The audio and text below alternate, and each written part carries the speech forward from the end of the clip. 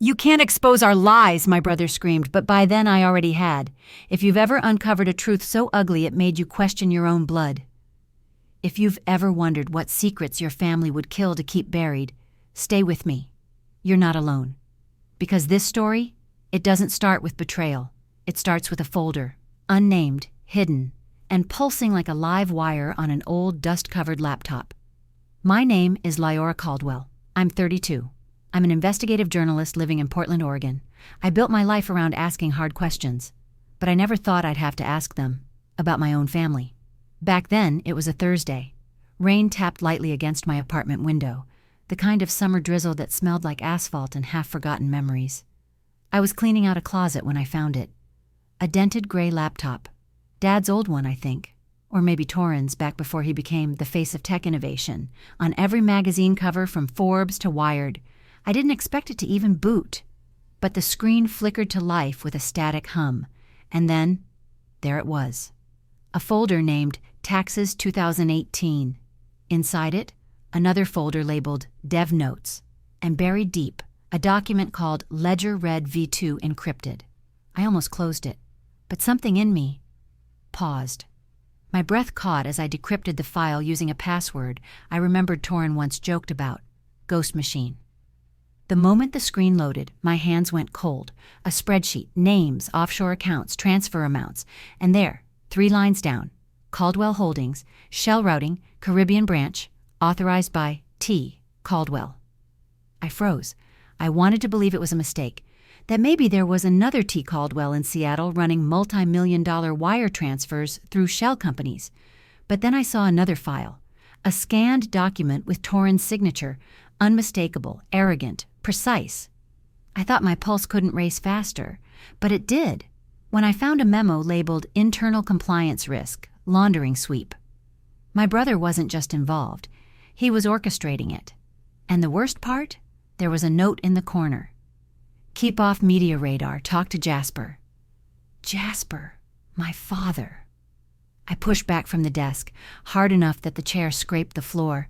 The room spun slightly, or maybe it was just my stomach turning. I stood staring out the window. The rain had stopped, but the world outside felt quieter. Too quiet. I called Torin. It rang once, twice. He picked up on the third. His voice was calm, rehearsed. "Hey sis, long time." I didn't say hello, just one sentence. I found the files. Silence. A long, careful silence. Then, steel in his voice. "You can't tell the truth, Liora. It'll ruin us." I remember gripping the phone tighter. My knuckles ached. "You mean it'll ruin you?" "No," he snapped. "It'll destroy Mom, Dad, everything we built. Think for once. About the family, not your precious stories." My own brother, talking to me like I was a liability, like I wasn't one of them.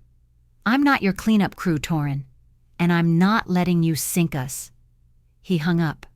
I stared at the screen, the files still open, evidence glowing like digital fire. My hands were shaking, not from fear, from fury, from the sudden clarity that this wasn't a misunderstanding. It was a cover-up, a deliberate years-long betrayal, and everyone I loved might have known. Later that night, I sat on my fire escape, legs curled, hoodie pulled tight. Portland's skyline blinked dimly in the distance. A train passed somewhere beyond the river. The city breathed around me, unaware that one truth, one leak, could send shockwaves through everything I thought I knew. I couldn't sleep, couldn't write, could barely breathe. And then I made the call. Not to the police, not to my editor. I called him, Soren, the one person who might understand. The phone barely rang before his voice came through, warm, gravelly, steady. "Liora," I swallowed. "I need your help." "What happened?" My eyes drifted to the screen again. The files, the numbers, the signature. "My brother, he's not who I thought he was." There was a pause, and then he said quietly, "Okay, start from the beginning." But this wasn't the beginning. It was the end of the lie, the start of something darker. Because that night I called Torin, and everything changed. The next morning my phone wouldn't stop buzzing. 8 missed calls from Mom, 3 from Dad, and 1 from Torin. No voicemail, No text. Just a blank, lingering presence like smoke after a fire. I stood barefoot in the kitchen, coffee untouched, the light gray and watery through the window. Portland mornings had a way of pressing down on you. Not stormy, just heavy, like the sky knew things it wasn't saying. My phone lit up again. Incoming call, Torin. I stared at it, let it ring. Then against every instinct I picked up. His voice landed cold and sharp. "You told someone, didn't you?" I said nothing. The silence wasn't defiance, it was fear, not of him, but of what I might hear next. "I gave you a chance last night," he said, "to walk away, to protect this family." My voice cracked on purpose. I needed to hear it, needed to feel it. "Is that what this is? Protection?" "You don't understand, Liora," he hissed. "This isn't just about me. You bring this out, it burns everything. Dad's retirement, Mom's charities, the foundation. You ruin all of it." I almost laughed. Almost. "Sounds like it's already ruined, Torin. I just found the rot." A long pause, then something colder than fury. "You think you're brave?" he whispered. "Go ahead. Tell your story, but don't expect to survive the fallout." The line went dead. I stood there, staring at the silent phone like it might turn back on and apologize. Instead, a knock came at the door. I jolted. My heart misfired. It was Mom. She never showed up unannounced. Always a call, a warning, a buffer. Now she was on my doorstep, in a raincoat, clutching a leather purse like a lifeline. "Liora, can I come in?" I stepped aside. She didn't sit, just hovered in the middle of my living room, eyes scanning the walls like she was looking for bugs. Or maybe ghosts. "You spoke to your brother." It wasn't a question. "I found something," I said quietly. She flinched like I'd slapped her. I watched her hands tighten around her purse strap. Micro movements, fear dressed as decorum. "I know what's in those files," she said finally. "He told us last year, just in case." "In case what?" "In case you decided to be reckless." Her words knocked the air out of me. So they knew. All of them. "Wait, you're saying Dad knows too?" "Don't say it like that," she snapped. "It's more complicated than you think." That's the thing about complicity. It always pretends to be nuance. Alara. I hated calling her that, but Mom didn't fit right now. "You let me believe he was clean, for years. I was trying to protect your future." "No," I said. "You were protecting his reputation." We stood there, years of rehearsed silence unraveling in one breath. Then came the twist. From the hallway. "Liora." Dad. Jasper. His voice was always soft, calculated, the voice of someone used to finding loopholes for a living. He looked tired, older than last month, older than memory. "You don't know what you're walking into," he said. "There are people involved, bigger than Torin, bigger than this family." My chest tightened. A slow, crawling dread spread in my gut. "You're not just asking for truth," he continued. "You're asking for war." I stared at him, at both of them, my parents, my protectors, now my silencers. "Why are you so afraid of me talking?" Neither of them answered. They didn't have to. And in that moment, I saw it clear as glass. This wasn't about one crime, one scandal. This was about legacy, about power, about survival. And I had just become a liability. Later that evening, I sat in the newsroom, the city flickering outside like static. Kaylin passed behind me, nodding gently. She didn't ask questions, just slid a file on my desk labeled Foundations Caldwell Family Holdings. I didn't open it, not yet. Instead, I stared at my reflection in the dark monitor, eyes hollow, jaw tight. I thought of Torin. Of the way he used to share his secrets only with me, the night he broke his wrist skateboarding and made me promise not to tell Mom. We were just kids then. I thought we were still those kids, but I was wrong. A message pinged onto my phone, shaking me out of the spiral. Blocked number. "Talk to anyone, and you'll regret it. Think of the family." No signature, no emoji. Just that, clinical, chilling, and familiar. I swallowed hard. I wasn't just up against my brother anymore. This was bigger, smarter, colder. I powered down the screen and backed up the files to 3 separate drives. I didn't know what tomorrow would bring, but I knew this. They weren't warning me out of fear for me. They were warning me because they were afraid of the truth, And the more afraid they became, the more I knew I was on the right path. I didn't sleep that night. The files, the threats, the way Mom's voice trembled when she lied to me, all of it circled in my mind like vultures over something dead. By morning, the air in Portland felt stale, thick, like even the weather was holding its breath. I walked to my window and stared out at the wet street. A single crow sat on the power line, hunched and motionless, and just like that, a memory opened up inside me. The day Torin won the Pacific Tech Youth Award, it was the first time I ever saw my family look truly proud. I was 17. He was 20, already building an app that would later become the cornerstone of Caldwell Ventures. At the ceremony, the mayor gave him a medal. The crowd clapped like they were watching royalty. I stood off to the side in a too-tight dress Mom picked out, sweating through the sleeves and trying not to cry when no one looked my way. I remember the sound of champagne glasses clinking, the blur of cameras, and the one moment Dad whispered, "Our boy's going places," before clapping Torin's back with so much force it nearly looked affectionate. Not once did they mention me. Later that night, the party spilled back to our house in Seattle. Everyone was drunk on praise and potential. I slipped away, barefoot on the hardwood floors, and crept up to Torin's room. I wasn't looking for trouble. I was looking for proof. Proof that he wasn't perfect. That he wasn't everything they made him out to be. What I found wasn't what I expected. A drawer, slightly open, stacks of crisp bills rubber-banded tight. More than a college student should ever have. 20s, 50s, 100s, wrapped like they were meant to stay hidden. Beside them, a burner phone and a yellow sticky note that read, 3% to Leon weekly, discreet. I touched nothing. Just stood there, heart pounding against my ribs like it wanted out. Then I heard the floorboard creak behind me. "You shouldn't be in here." Torin stood in the doorway, his voice flat. No anger, just calculation. "I was looking for—" My voice cracked. "Don't lie." He stepped in, closing the door behind him. His smile didn't reach his eyes. "You saw too much." I backed away. "What is all this?" He didn't blink. "Don't worry about it." I tried again. "Is that drug money?" A beat, then he laughed, short, sharp, cold. "God, Liora, you think so small." He walked past me, casually shutting the drawer. "You want to tell Mom and Dad? Go ahead, see who they believe." The worst part? I didn't tell anyone. Not that night. Not ever. Because deep down, I already knew the answer to his question. They wouldn't believe me. They never did. That was the first lie I ignored. Now, sitting in my apartment years later, hands wrapped around a mug of untouched tea, I felt that lie breathing again. Still alive. Still feeding on my silence. Why didn't I push harder back then? Why did I protect him? My phone buzzed. A text from Kaylin. "Pulling school files for you. Also found a name. Leon might have been part of an early startup. Sending what I have." Leon. That name again.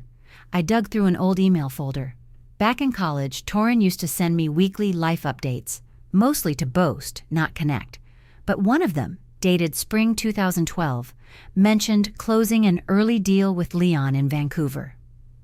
My heart thudded louder. I typed Leon's name into my notes, circled it, underlined it twice. Then another memory came. A dinner. Small, just family. Torin had been drinking. Dad was unusually quiet. And Mom kept glancing at her phone.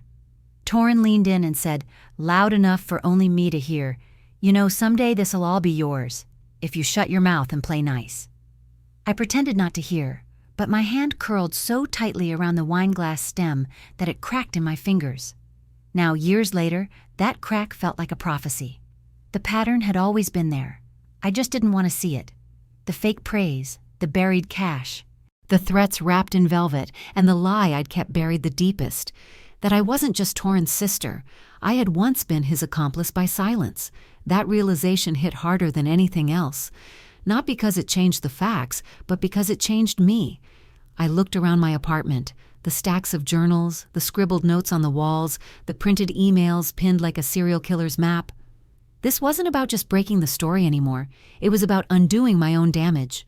I opened the encrypted folder again and clicked through until I found a line I'd overlooked before. Red line, grandfather trust, Acquisition buffer, courtesy JC Jasper Caldwell, my father. The mystery cracked wider. Why would my grandfather's trust be rerouted through a shell company under Dad's name? And what the hell was a red line acquisition buffer?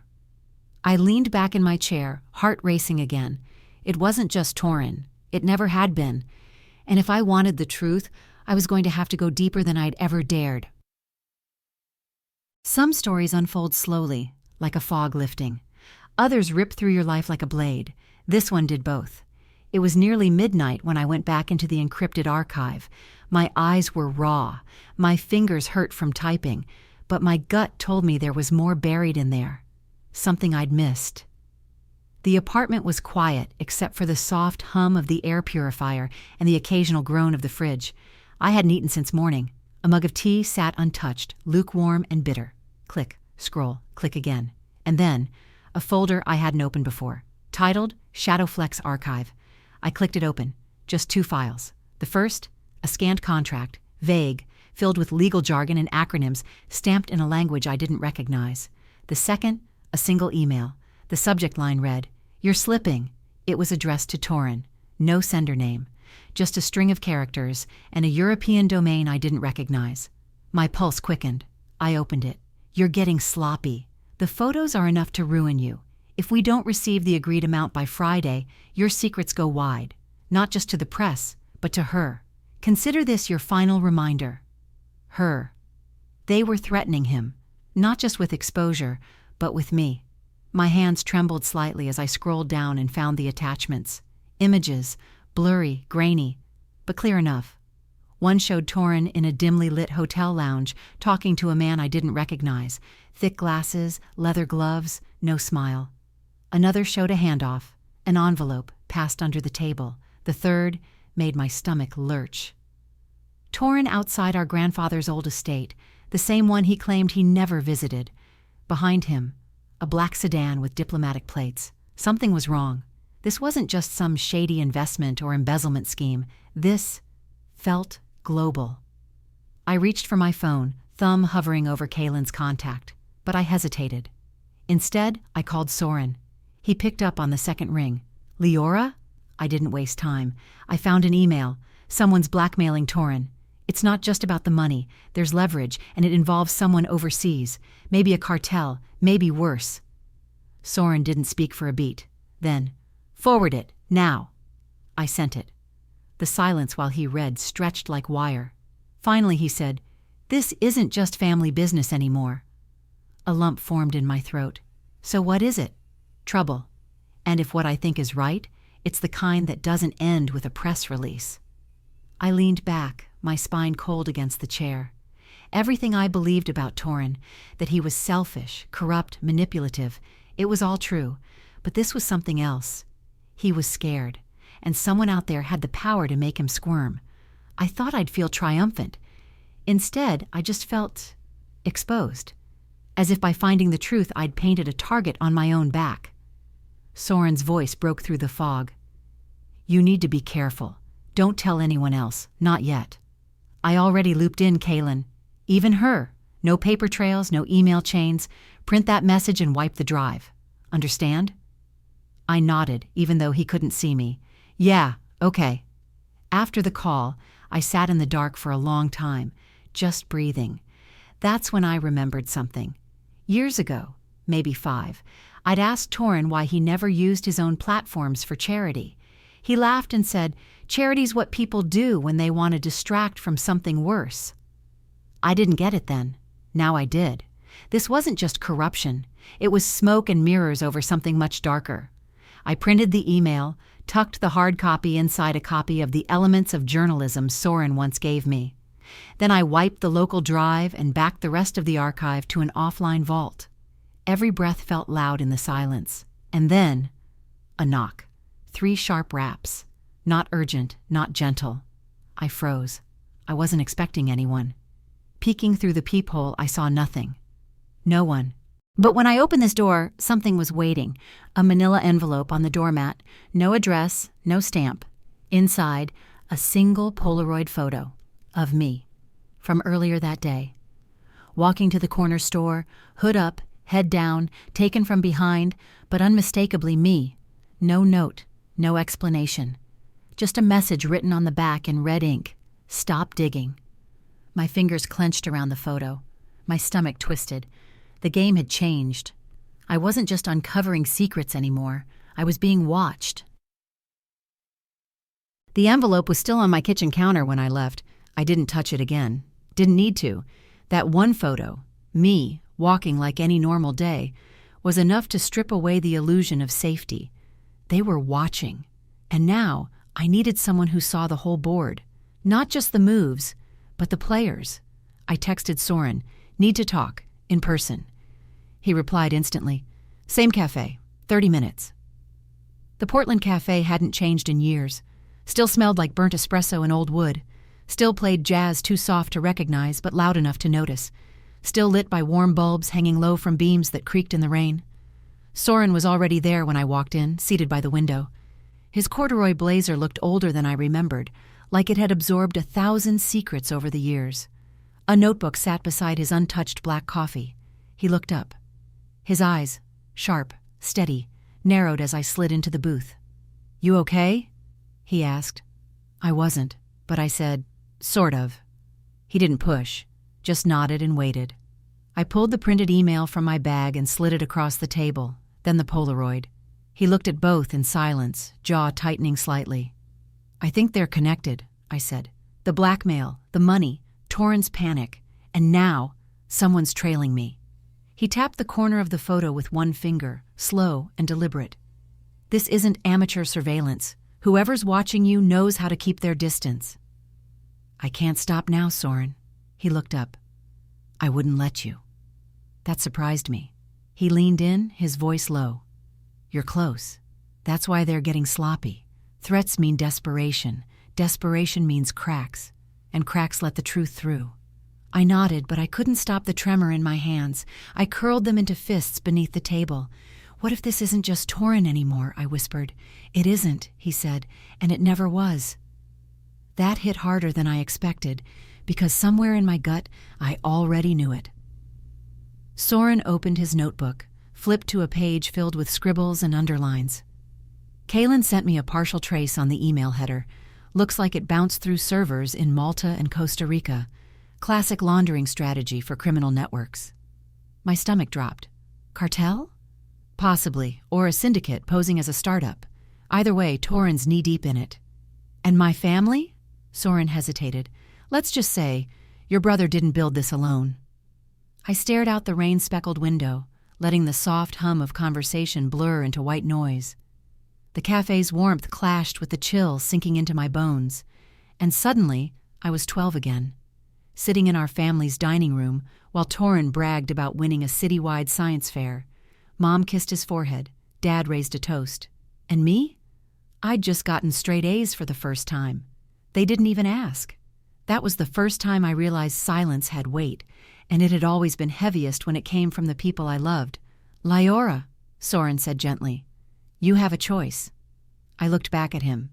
"You can expose them, but if you do, there's no going back. No family dinners, no holiday calls, no closure, just fallout."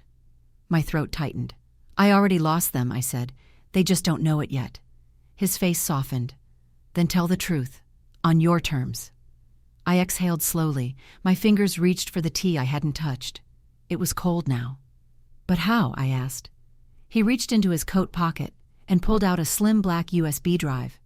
"This has protocols, contacts, encrypted channels. Use it when you're ready." I took it without a word. It felt heavier than it looked. Outside, the rain had turned to mist. I walked home with my hood up, every shadow stretching longer than it should have. When I got inside, I locked the door, bolted the windows, and pulled the blinds tight. Then I opened my laptop and stared at the blinking cursor in a new document. I titled it Draft 01, Caldwell Truths. My fingers hovered over the keys, and just as I began to type, another ping, a new message. From unknown. Subject: "We warned you once. This is your last." Attached, a single photo, Soren, taken just hours ago, sitting in the cafe. Someone had been watching us both, and they wanted me to know it. The photo of Soren sat face down on my desk. I hadn't touched it since I opened the message. Couldn't bring myself to. There was something too precise about it. The angle, the clarity. Whoever took it wanted me to feel vulnerable, wanted me to understand that they were close, closer than I'd ever feared. But fear does something strange to you. It burns through hesitation, and underneath the ashes sometimes, there's resolve. That morning, I did what I always do when I need clarity. I went home. Not my apartment, not the newsroom. Home. The old Caldwell house outside Seattle. Empty now. At least that's what Mom said after they moved into the condo downtown. It had been sitting untouched since winter, like a mausoleum for things nobody wanted to claim. The front door stuck when I pushed it open. The air smelled like dust, lemon polish, and faded secrets. It was colder than I expected, the kind of chill that seeps into your chest and stays there. I wandered through the rooms like I was retracing someone else's life. The piano bench still creaked, the rug still curled at the corner near the fireplace, and the attic door, still jammed unless you pulled it just right. I climbed the attic steps with my breath held, half from dust, half from dread. The air up there was dry, stale. Cardboard boxes lined the far wall, stacked unevenly like crooked teeth. Some were labeled, most weren't. I didn't know what I was looking for, but I found it anyway. At the bottom of a box, filled with old tax records and yellowing bank statements, tucked between two file folders like it had been hidden on purpose. A pale blue envelope, handwritten, my grandfather's name in the corner. To Jasper, if you're reading this, it means it's time. The seal was brittle with age. I opened it slowly, afraid it might turn to dust in my hands. Inside, a letter, short, blunt. You always said the debt wasn't yours to pay, but it was never about the money. It was the silence, the hiding.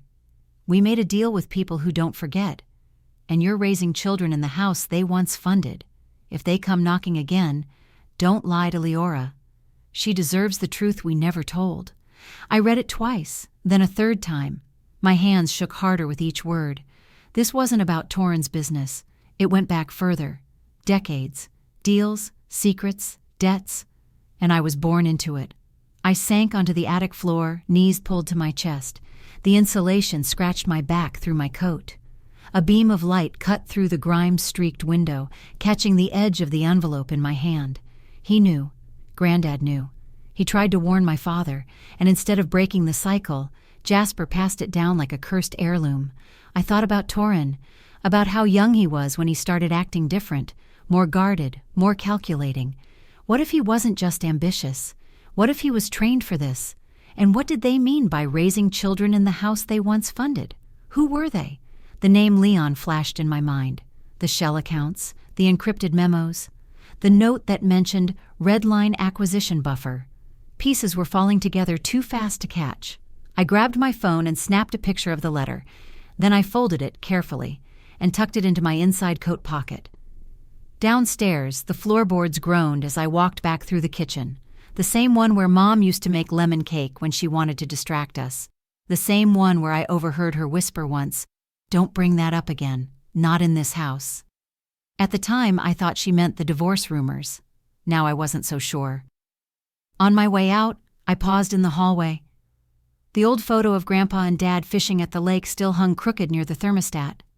I stared at it for a long moment. There was a crease in the wallpaper just behind the frame. I reached out, pulled it gently. Underneath a panel, I pressed it. It clicked. A hidden drawer slid out from the wall. Inside, a small rusted key and a folded piece of paper. The paper read, "Safety Deposit Box, Sequoia First Bank." That name hadn't been mentioned in years. The bank Grandpa used. The same bank that burned down in a suspicious fire in 2003, but not before most of its records were sealed and transferred to a federal archive. Suddenly, everything shifted again. What if there was more? What if the key still worked? What if whatever's inside that box blows everything wide open? I clutched the key so tight the grooves bit into my palm. Outside, a black car rolled slowly past the driveway, windows tinted. I stepped back from the window, heart hammering. They knew I came here, but they didn't know what I'd found. Not yet. It was around 10 o'clock a.m. when the knock came. 3 quick raps, sharp, deliberate, not a neighbor, not a friend. I didn't move right away, just stood there, barefoot on the hardwood floor, heartbeat hammering in my ears. Another knock, this one louder, followed by a familiar voice through the door. "Liora, open up!" Torin. I swallowed the knot in my throat, flicked the lock, and cracked the door an inch. He was in a tailored coat, sunglasses still on despite the overcast sky. Every part of him looked composed, but there was a tightness in his jaw that betrayed the performance. "Can I come in?" "No," I said, stepping outside and pulling the door shut behind me. He laughed under his breath. "You're not making this easy. You're not making this safe." We stood on the small landing of my apartment building, the air wet with morning drizzle. A car idled across the street, probably his, probably not alone. Torin leaned against the railing like he owned the whole block. "You've been busy. You sent someone to follow me." His jaw twitched. "I sent someone to protect you. There's a difference." "Don't lie." He shrugged. "Fine. Maybe I just needed to know what you were doing in the attic." My stomach dropped. "You had someone watching the house?" His tone sharpened. "Of course I did. I knew eventually you'd dig." "I found the letter," I said quietly.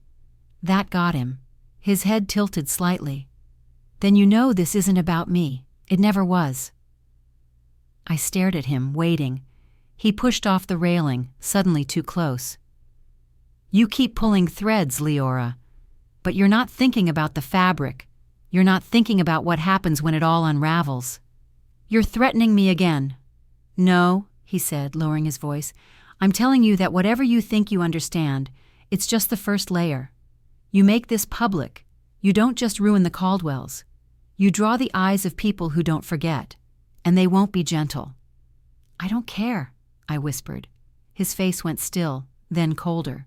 "You're off the will," he said, stepping back. "Dad signed the papers yesterday. You're out. No trust, no inheritance, nothing." I blinked. It shouldn't have hurt, but it did. Not because of the money, but because of the choice. They'd rather disown me than face the truth. "Fine," I said. He turned to go, then paused. "Last chance, Liora. Walk away." I didn't respond. I didn't have to.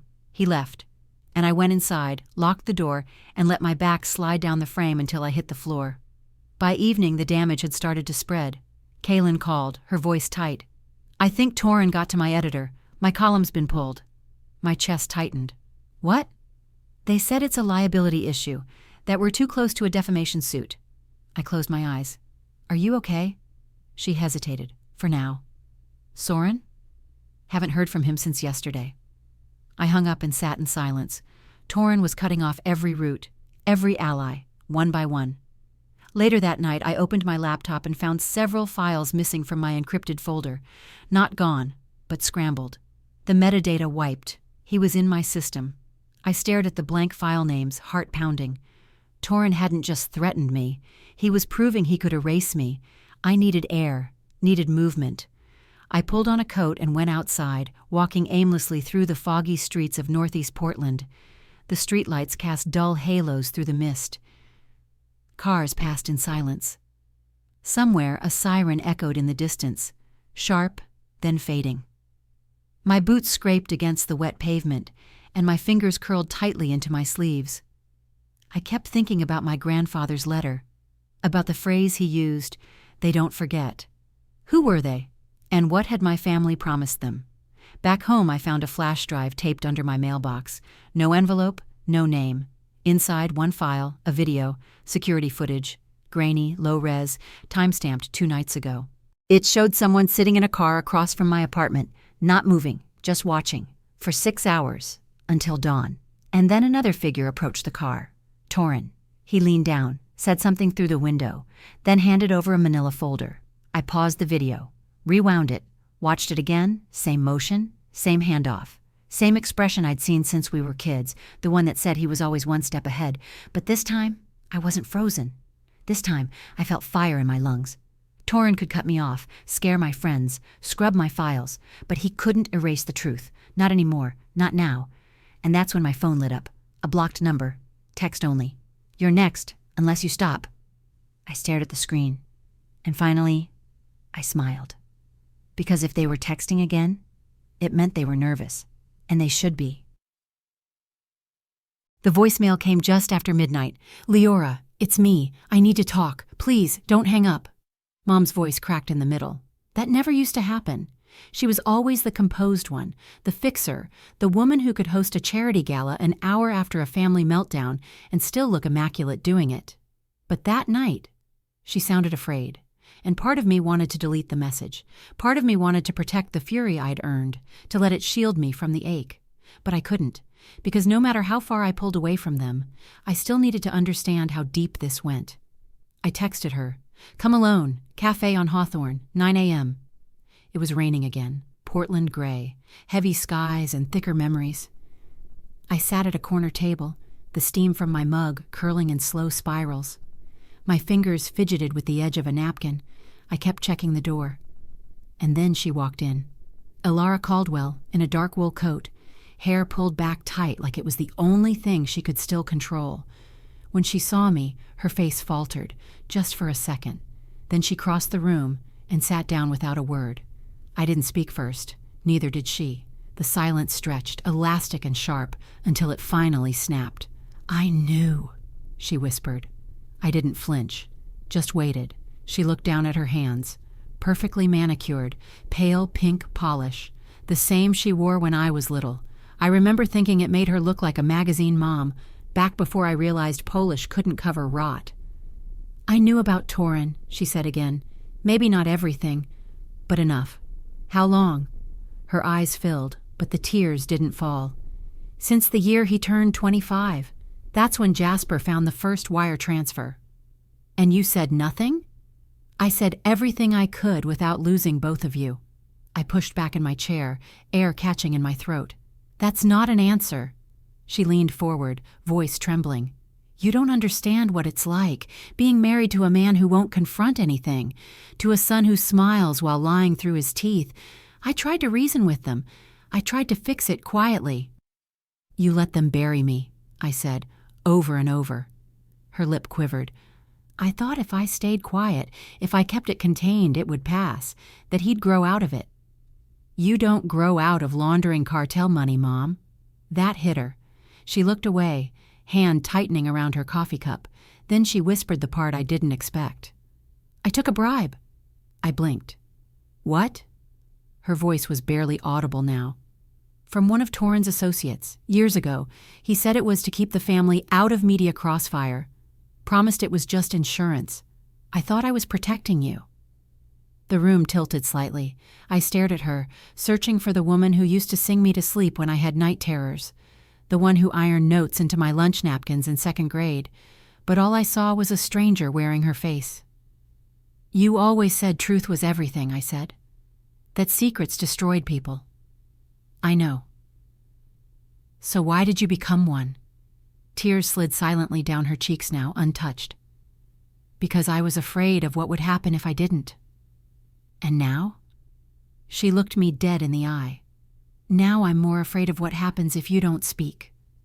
Outside, the rain had slowed to a mist. The air was heavy with wet asphalt and something sadder, like a funeral before the coffins closed. We walked out together, but at the corner she stopped. "You should know something," she said.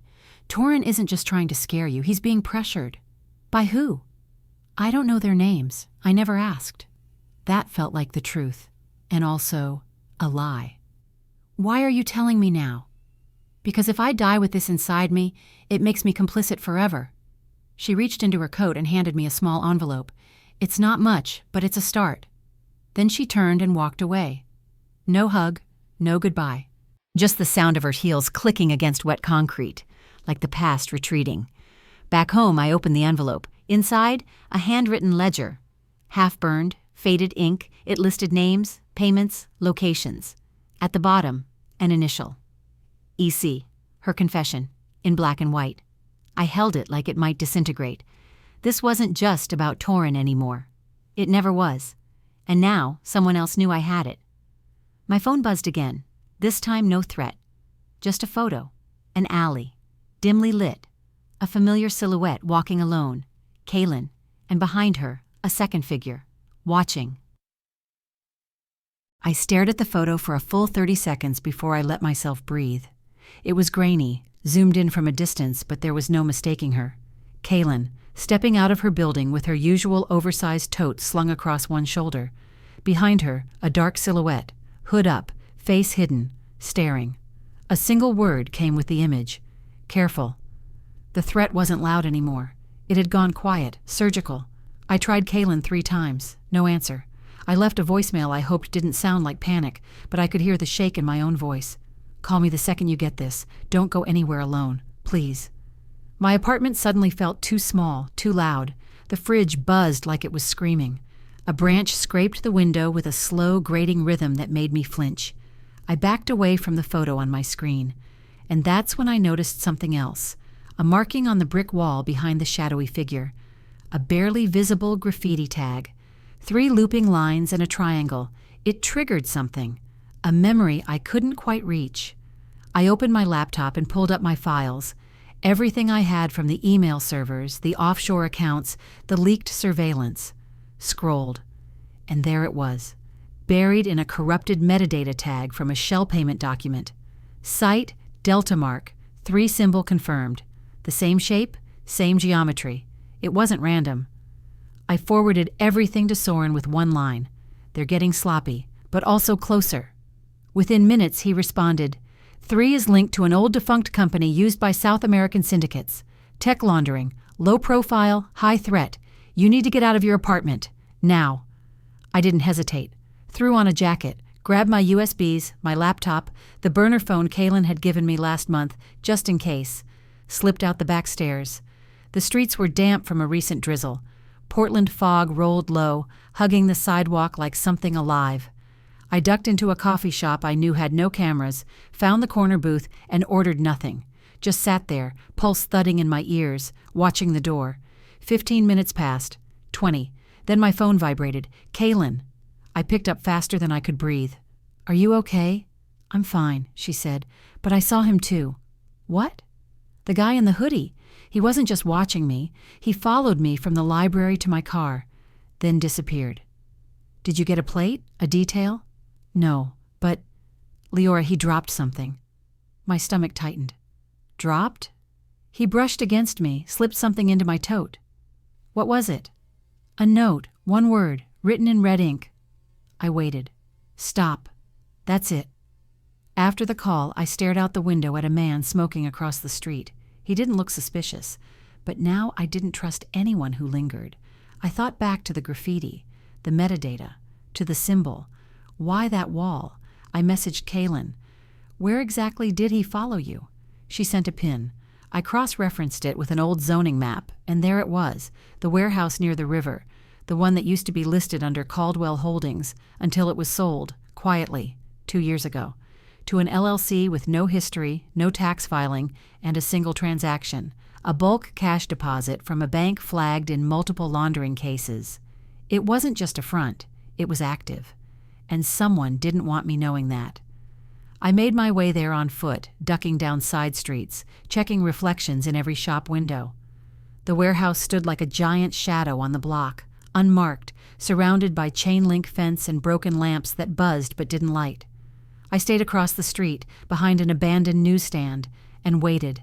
At first, nothing. Then, movement. A figure stepped out. Same hoodie, same stillness. He didn't look around.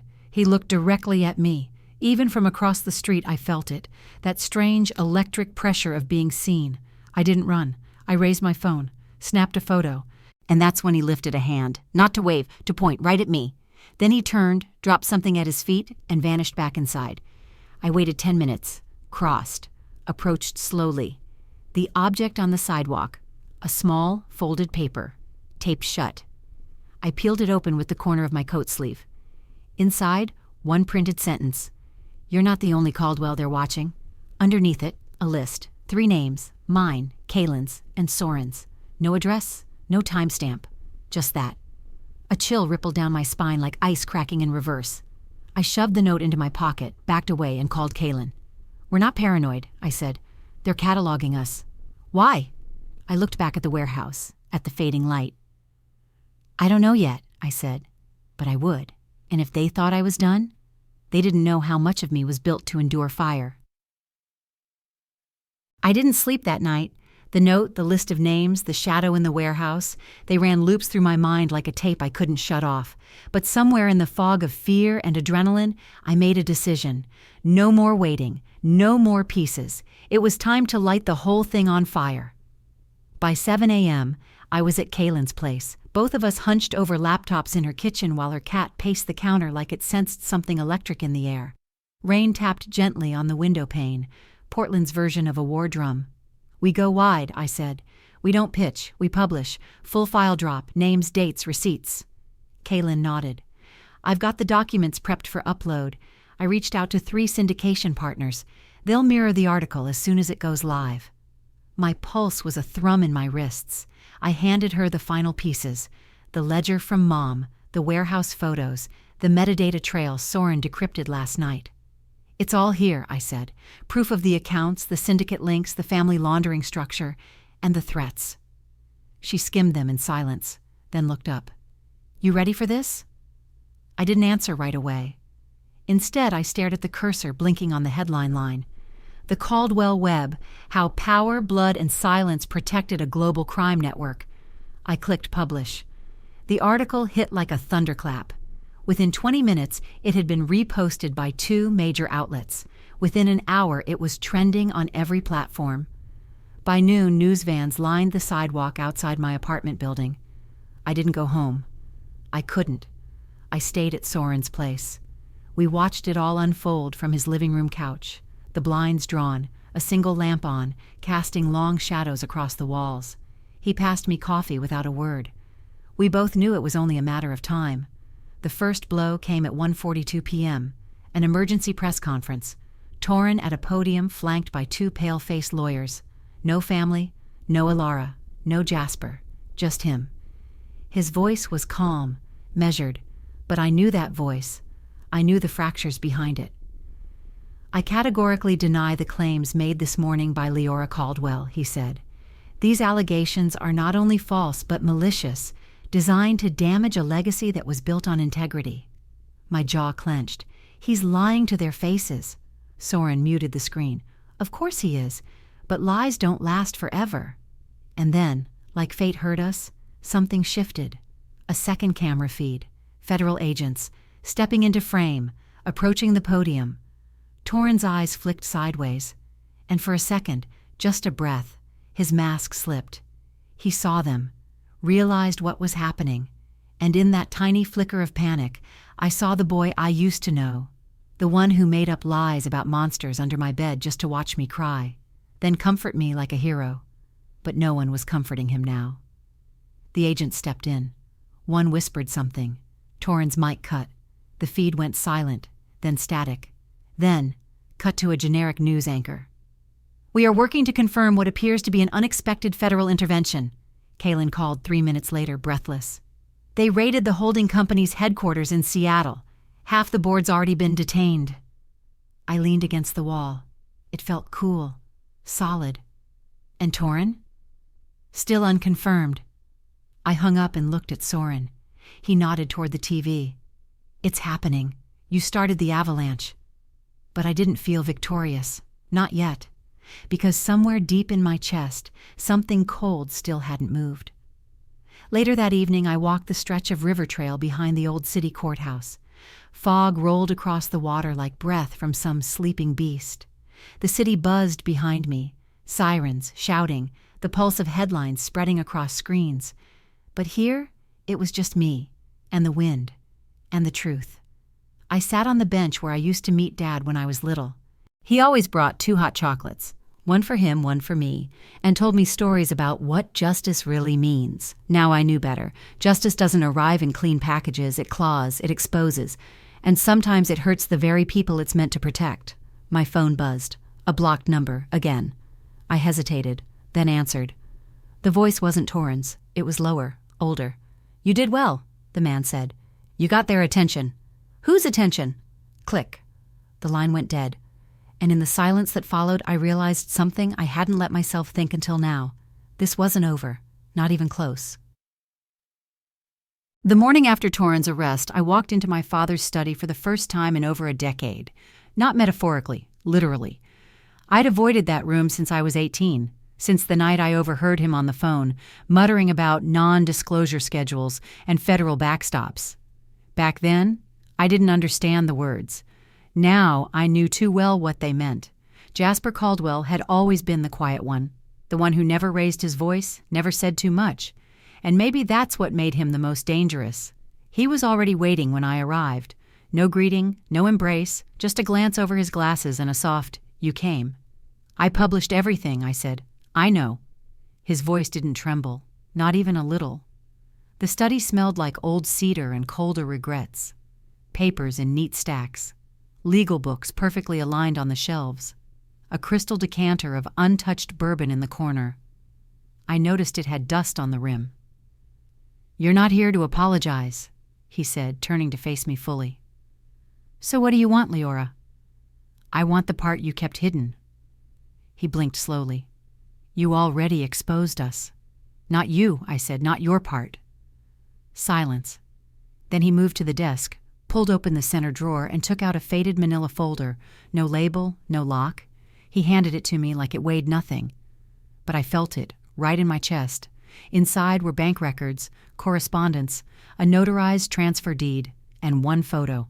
My father and Torin, standing outside a sleek modern home I didn't recognize, shaking hands with a man I did, the same figure from the warehouse footage, glasses, gloves, cold eyes. "You helped him," I whispered. "You signed off on all of it." He nodded once. "I did." "Why?" He looked away. "Because I had no choice." "That's not true." His mouth tensed. "No, it's not. But it felt true at the time." He sat down heavily in his old leather chair. The creak sounded like confession. "I was in debt, not the kind you pay back with money. The kind you pay back with silence. I owed favors to people from my early law days, people I should have stayed far away from. When Torin started making connections with them, I could have stopped it. Instead, I helped bury it." I couldn't stop staring at the photo. "You let him use your name, your network, your signature." "I let him build a kingdom on lies," he said, "because I was too much of a coward to dismantle it." There was no apology in his voice, only exhaustion. I stood there for a long beat. Then I asked the question that had been building inside me since the expose went live. "Did you know about the house?" He looked up, confused.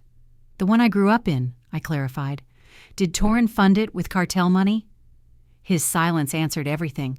I sat down across from him, suddenly cold. "You let me grow up in a lie." He leaned forward, elbows on his knees. "I let you grow up believing we were clean." His eyes, usually dull, unreadable, suddenly sparked with something raw. "And I justified it because you got to go to college, because we had dinners together, because you smiled in your graduation photo." He exhaled. "But none of that was real, and I know that now." For the first time, his voice cracked. "I was trying to protect what little we had left of a name." I almost laughed.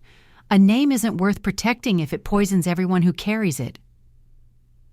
We sat there, the air between us thick with history and rot, and then finally he said, "There's one more thing." He reached under the desk and retrieved a black flash drive.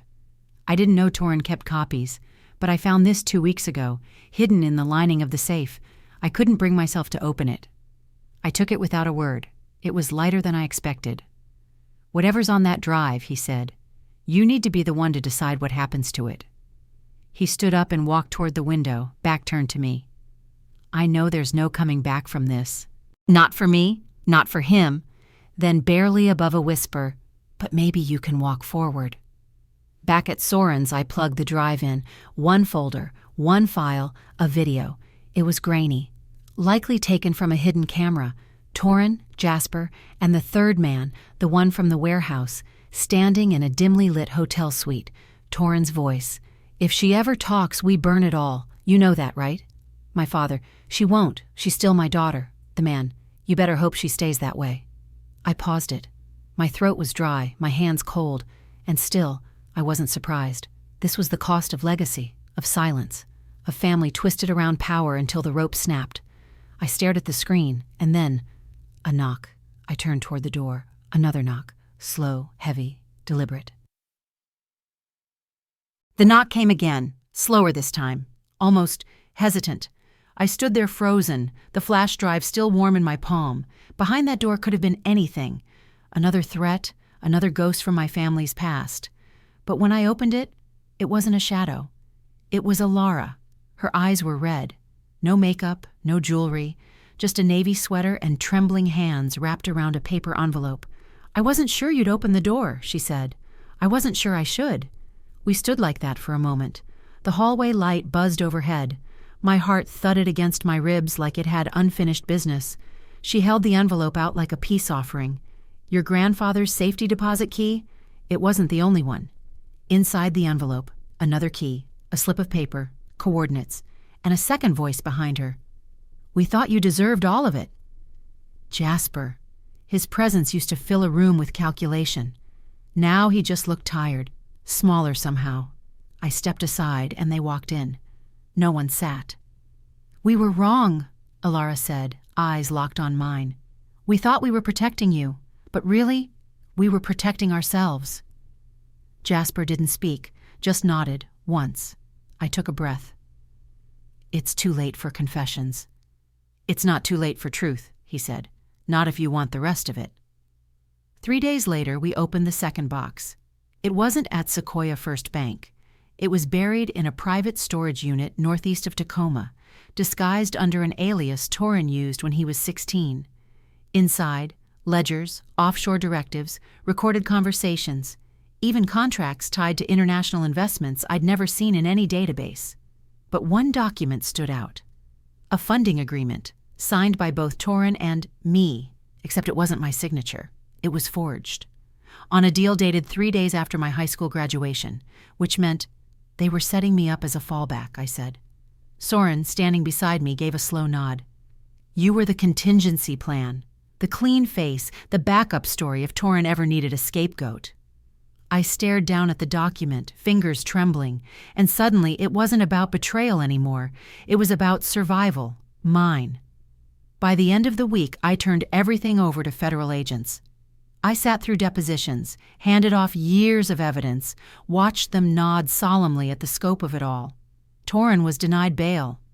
The man from the warehouse, the one with the gloves and cold eyes, was picked up in Prague on an unrelated fraud warrant. It wasn't justice wrapped in a bow, but it was enough. We held the final family dinner in silence. Liora brought lemon cake. Jasper poured coffee. No one drank.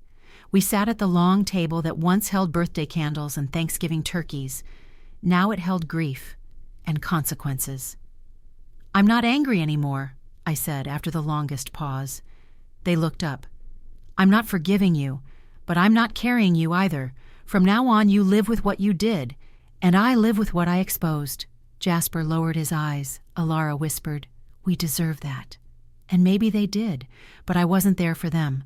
I was there to reclaim what they took from me, my voice, my story, my name. Now, I'm building something new. The house I live in isn't grand. It creaks in the rain and the floorboards swell, but every inch of it is mine.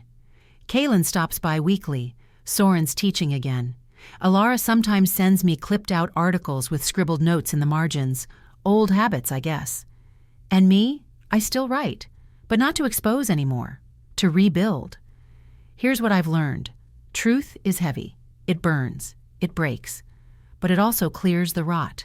And sometimes it's the only way forward. No legacy is worth more than peace. And no silence is ever worth your name.